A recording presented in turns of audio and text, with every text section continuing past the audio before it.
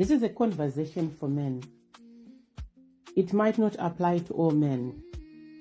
There are concerns from dating, on dating sites, or dating in person, meeting in person, up to probably divorce or end of life.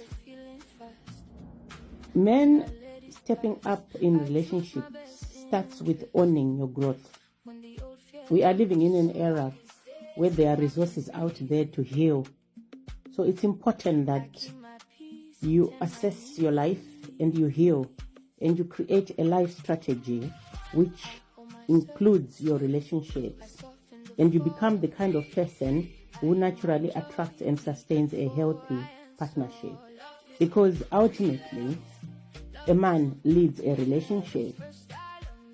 And we have a teaching from Epictetus which says, first know who you are, then adorn yourself accordingly.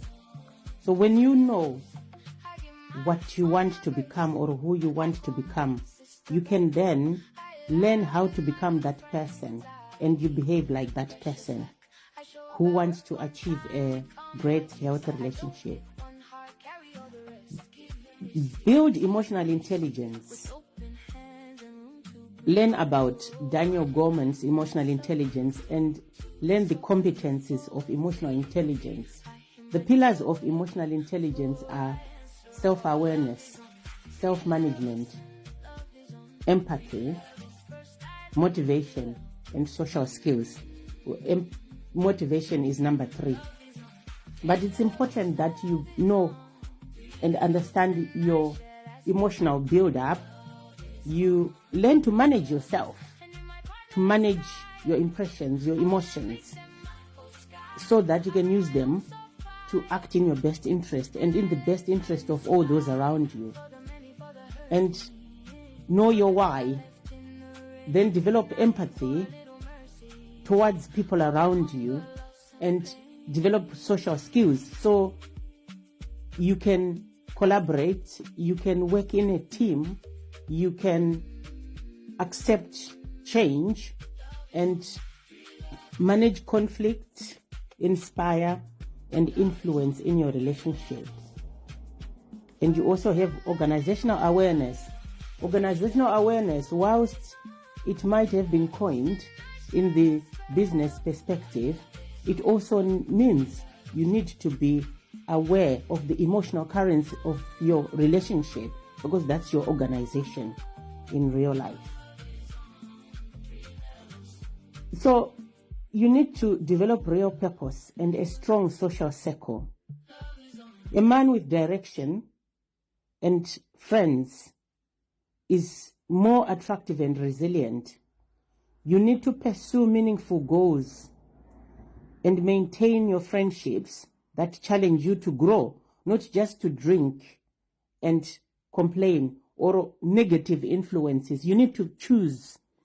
As an example, for your children maybe, or for the future. Master communication fundamentals.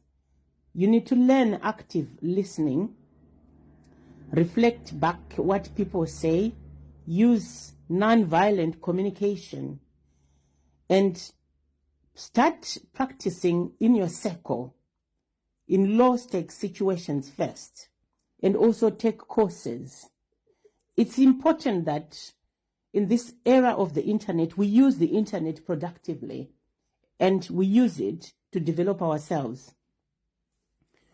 If you decide to go on dating sites, let's say you are divorced, or you are still new to dating, or you are starting to date, you've been single, or you have broken up with your ex or your previous partner, you need to learn to communicate clearly, especially online.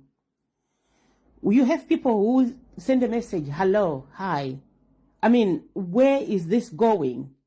I don't think anyone who is serious is going to respond to a simple hello and hi. Know that you are communicating with a stranger. find ways and words to put across so that there is substance in that conversation. The other person can also choose to respond to that substance. And if they don't, that's their own choice. But you need to say something of substance, of value, something someone can respond to. Otherwise, hello and hi, back and forth, is not going to yield any decent conversation if you are really serious. And this is why you need to do inner work before you start dating if you have got your challenges and your traumas. Because again, the point of doing inner work is to address your upbringing, because many people are brought up in dysfunctional ways, and it's not your fault, but you need to address this so that you can show up in a way that allows you to create healthy relationships. Ask people questions when you start talking, but you can't just start with a simple hello or hi. And be clear about your vision. You need to know your intentions for dating, not to say I'm not sure or I'm still figuring it out. Women who are serious and want something substantive or something solid will not respond to someone who is not sure about their dating goals. You need to write down your non-negotiables for life and relationships. Your lifestyle, faith, politics, values, kids. Date only women whose goals are aligned with yours. When you are wishy-washy, you waste people's time. Be radically honest about your intentions. Early on, express what you are looking for, casual, serious, you want to get married, and ask the same question. If you are mismatched, end it kindly instead of stringing it along. If you are not looking for a serious relationship, don't go out with people who are looking for a serious relationship, because it will end in pain. If you are not addicted to chaos and you have done inner work, you are not going to be hauling anybody who you know is not aligned with what you are looking for. When you meet people, vet for character. Don't just look at their appearance or just focus on chemistry. Prioritize shared values, emotional stability, kindness, responsibility, and how your potential partner treats others. Attraction fades. Respect and compatibility are important. Because this is again why some people end up a few years down the line ending a relationship, because they now appreciate that they ignored the red flags, or they ignored what this person was like when they met in the first place. Because it's always there. Their character is always there. But it's up to you whether you want to acknowledge and act on it, or you want to turn a blind eye and then suffer somewhere down the line. When you're in a relationship, lead without dominating. Take initiative on planning dates, even from the start. Make decisions when needed and create safety through consistency and direction, while collaborating as a team. Leadership is a service, it's not control. Maintain open lines of consistent communication from the start. If you change your mind about a person, communicate. If you don't want to see them again, communicate. Whatever way they take it, don't take it personally. If you decide that you don't want to be with them and you have communicated and they keep pestering you, block them. If they keep harassing you, report them. Be interested in the person you are with. If you are in a relationship or you start dating, and if at any point you change your mind and lose interest, communicate and leave. Do not cheat because of issues. Resolve issues, or if you cannot be faithful, be single and free to roam. Schedule regular check-ins. Your conflict resolution hour when you start a relationship is when you schedule conflict resolution hour every week. It prevents escalation of issues which cause resentment. When problems build up in a relationship, it can be a challenge to then go back to them and sort them out. So you need to take charge and discuss things. And it's not just conflict. You also talk about wins, about needs, about appreciations, just to prevent resentment build up. You also need strong boundaries. There are times when you can allow a woman to walk all over you or a partner to walk all over you. And do not tolerate manipulation, constant criticism, or disrespect. You need to shut that down in a very gentle but firm way. Equally, don't dish it out. Don't manipulate. Don't constantly criticize. And don't be defensive. Walk away if there's escalation of conflict and communicate that you're going to take space and you will talk about this when the household is calmer. And then come back to it at some point when things are calmer. You need to maintain your strong boundaries. If you do that, it will help your relationship greatly because you protect both you and your family. Give and protect space. In healthy relationships, you need space. We are not going to go out and meet other women.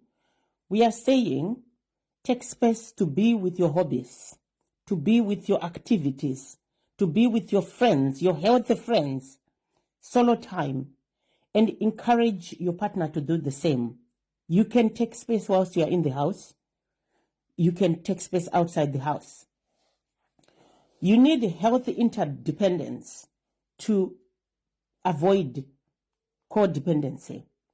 It's important that you have your own interests and hobbies so that you don't crowd each other. Learn to handle discomfort maturely. There is going to be issues.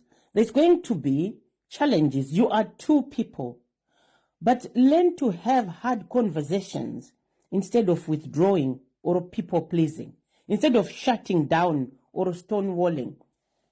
Stonewalling kills attraction and trust. You need to be able to say, I need to think through this. I'll come back to it. Shall we have a conversation when we are both ready? And then discuss the difficult conversations. It's not urgent because, again, there can be that agency with many women, with some women, where they want things to be discussed straight away. If you are not ready, you don't need to flood yourself or feel flooded. Take the time. You are allowed. It's your body. You're allowed to step away and say, I'm not ready right now. Stay physically, mentally, and financially fit and responsible. Keep your body strong, your mind sharp, read and learn, and your finances in order.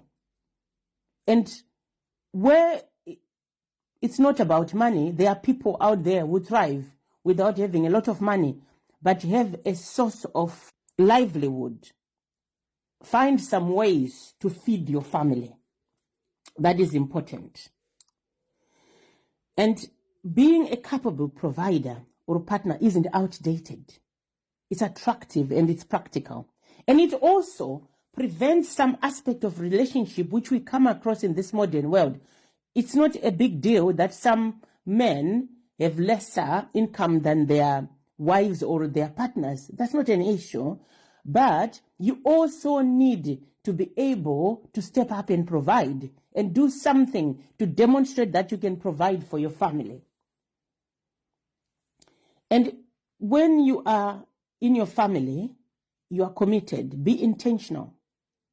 And be an intentional partner and father. Show up fully, emotionally present, not just physically. Take the time to date your partner and take the time to parent your children. Play, teach, discipline consistently for your children and model healthy masculinity and respect their mother. Respect your partner. Even if you break up or you broke up, respect your partner or your ex-partner so that you model that for your children. Keep attraction and intimacy alive. That's important. Don't wait to be asked for the bare minimum in relationships. Prioritize emotional connections, date nights, physical affection, and open physical communication. You need to communicate about what you do in your bedroom with your woman rather than look for it on the streets. If your woman is not willing, which you would have needed to address when you met, whether you are compatible sexually, if they are not responsive, you need to have discussions about what you can do. Because this conversation is important initially when you start dating. But if you have left it off, it's important that you find ways to resolve issues in your relationship. If you need to go and seek support, you can go and seek support in any of the problems in your relationships. There is help out there, or you can look up resources online. You can join groups of people who are growing. Practice appreciation and repair. Regularly express genuine gratitude. Do not take anyone for granted because you are with a stranger. When you mess up, as we all do, own it quickly. And this is not just for men, it's also for women. But today we are talking to men. Apologize specifically. It doesn't kill you to apologize for a mistake you made, and it helps you to grow and to learn from it. And also change behavior.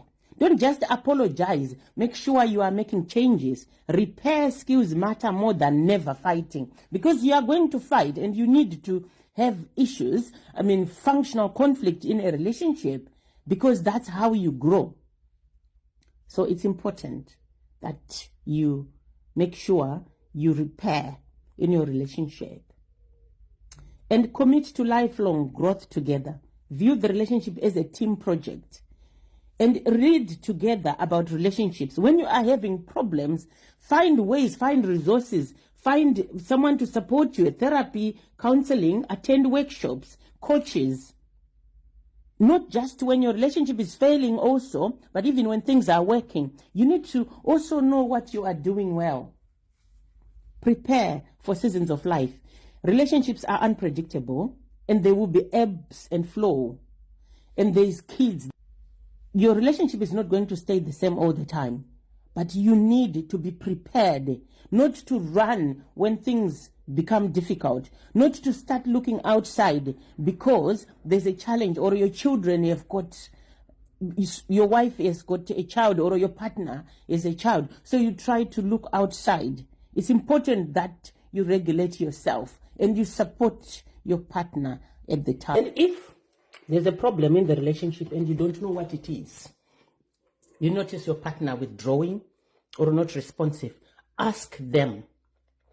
Ask them what the problem is and listen, and make sure you make adjustments if it's something that you can adjust. And you also need to communicate your own concerns and not expect your partner to guess. There are going to be challenges in life, no matter who you are with, but you need to focus on your shared mission to carry you through periods of lower passion. But if you feel like your relationship is not going anywhere, or you no longer want to be in the relationship, know when to exit with integrity. Communicate. If core values clash, abuse exists, or growth is impossible, despite effort, end it respectfully rather than checking out or cheating. Staying miserable helps nobody. Take radical ownership. Your partner is not your therapist or mother. Work on yourself first so you don't bring unresolved baggage into the dynamic. Reject both toxic masculinity, aggression, emotional shutdown, and toxic passivity, avoidance, weakness. Aim for strong, kind, decisive masculinity. Protect your space and standards. A high-value man has options because he invests in himself, don't settle out of loneliness. And you become attractive if you do these things. And text messages, guys, are very important, but they are not the main source of communication. You can text to make plans, to make arrangements for update. But if you have to discuss something important, it's important to lift up the phone and dial the numbers, make a phone call, send that text to say, let's meet up, and then discuss issues. And if a woman is sending you a text message, a novel via text, do not engage to resolve the issue. Just say, I've heard you, and we will talk in person and discuss things in person properly. And for those who think it is, violence is not the answer. You cannot control anybody through violence. You are not creating a healthy and happy relationship. You don't solve problems with violence. You don't put your hand on a woman unless you are defending yourself and you are holding them back. And have your own people to talk to when things are getting tough. When life is not easy for you and you don't feel safe opening up to your woman, even if you do, have a group of men who you talk to. Have a close man to talk to. Have a brother or a circle where you can unpack, because we all need someone to talk to. And toxic masculinity has dictated that you don't talk about your feelings, but everybody who is human has emotions. So it's important that you have somewhere to talk to someone. And when we talk about healing, to get to know yourself, it's important because when you know what you want, you also know how to get it and where to get it from the right people with consent, or you discuss things and you agree, whether it's a relationship, whether it's something that you want, whether it's a job. You have to have a discussion and agree, not to force matters, not to just take what you want from people because you can or because you are stronger. And what that does is, if then you are presented with something that you don't want, you don't just go along because you like someone or because you feel guilty if you say no. So it's important that you have a sense of self. And this also applies to everybody, to have a sense of self so that you know what you want and so that you don't keep saying yes to things that are not aligned with what you want in life. Lies are not necessary. You don't need to lie to get your own way or to get away from something. You need to be honest and to tell people the truth. And then the story will be over if it has to be over. The story will be resolved. And whatever way people take it, when you've been honest, that is their problem, not yours. You have done your bit. Protect the people around you. Protect your family. Protect people you come across. Do not expose them to risk or be the one who is the danger to them. It is important that you assess your place in society, you assess your place in your household, and make sure you are a responsible person, or you learn to be responsible instead of harming the people who are in your care, or people who look up to you, or people you are responsible for. Your children look up to you. People in society look up to you. At work, everywhere, people look up to you. So step into your role and learn to be the person you were meant to be, the protector, the provider, the peace. So, guys, avoid taking your partner for granted when you're in a relationship. Step up to your role so that you don't regret when someone goes and then you start looking for them. And if someone wants to go, wants to leave, if you have done your best Don't try to control them to stay or try to force them to stay. Force is not healthy. Let go and you meet someone else.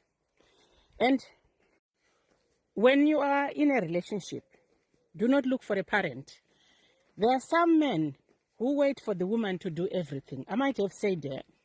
But when you parenticize a woman, they become resentful and they can also stop respecting you, which is where I spoke about the provider role.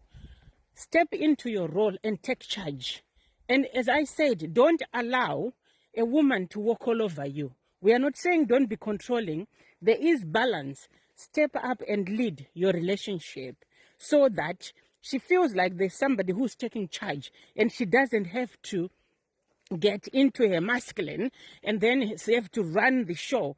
And when that happens, respect goes. And finally, there might be other things there, but it's important that when you are noticing red flags and you have tried to sort out the relationship and nothing is working, you let go. Let go and do not overstay. Because what some men are doing is they stay for too long. And then when they come out of that relationship, they now hate women. They now don't trust women. They now have issues with women. And the next woman you are going to be with is going to relive the trauma that you lived with your ex. And that is not fair on the other person. So leave and don't overstay. Leave before it's too late. If you notice that it's not working and the relationship is no longer fit for purpose. That is also a leadership role that's bestowed on you to notice when something is no longer working. Use the approaches you use at work in your relationship. Use those templates, the frameworks, the policies you use at work. Apply them to your relationship, and your relationship will work better if you treat it like a business, if you approach it from the perspective of a business with some adjustment, of course, because obviously it's your personal relationship. But remember, you are with a stranger and you are in a kind of a contract, and that contract can end any time because nobody owes anybody anything in this situation. And there's no reason for you to be dating when you are married. There's no reason for you to be looking for a relationship outside your marriage. There's no reason for you to be somebody's boyfriend when you are someone else's husband, or to be someone else's boyfriend when you are someone else's partner. So it's important that we reflect on these things and anchor in a sense of self and start to behave responsibly in relationships.